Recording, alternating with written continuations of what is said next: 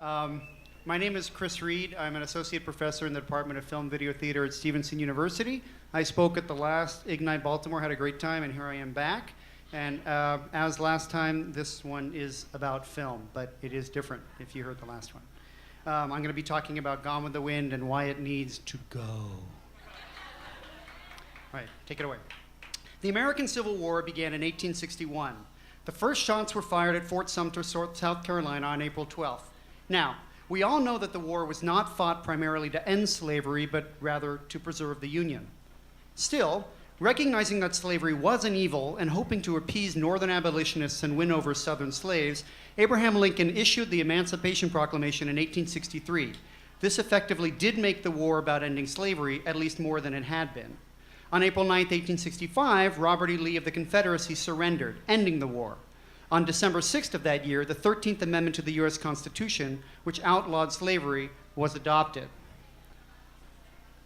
On February 3, 1870, the 15th Amendment to the U.S. Constitution, which granted voting rights to all men, regardless of race, was ratified. At this point, life should have been awesome if you were an African American in this country, right? All your problems were solved.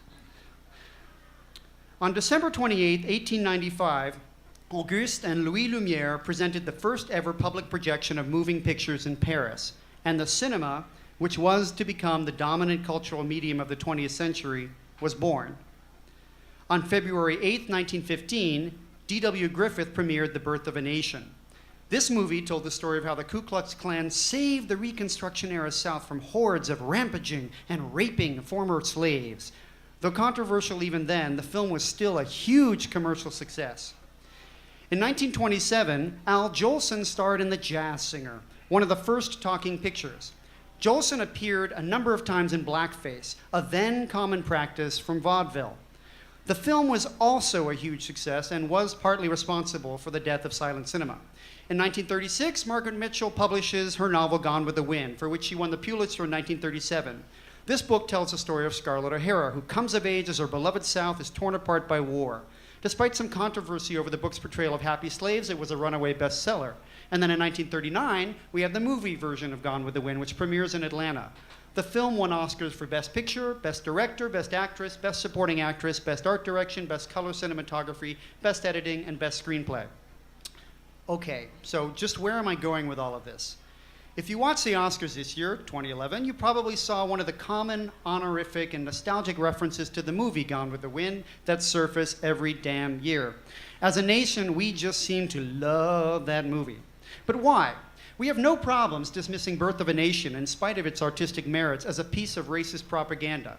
The film is responsible for launching a second wave of Ku Klux Klan organizations in 1915 and was used as a recruiting tool for the Klan as late as the 1960s. We have no problems dismissing the now unwatchable images of Al Jolson in blackface in The Jazz Singer. Granted, it's a pretty terrible movie anyway, even without the blackface. We only remember it because it's really the first talkie. So why are we so in love with Gone with the Wind? What strikes us as so romantic about the antebellum South? I mean, I guess if you were a white slaveholder, your life was probably not that bad, right? But there really is, in fact, nothing very romantic about slavery. Not then and not now. Now, granted, one of the positive aspects of the film is its portrayal of a strong central female protagonist. I'll give it that.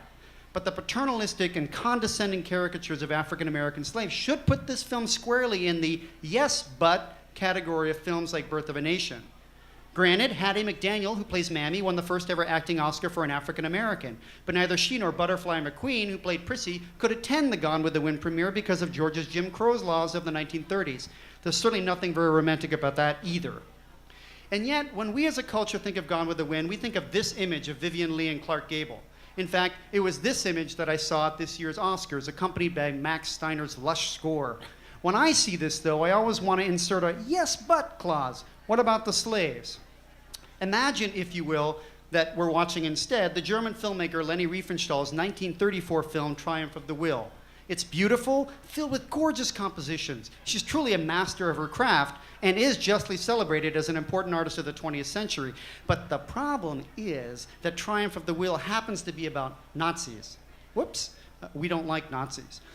So we always talk about this film, as we should, with a major yes, but qualifier.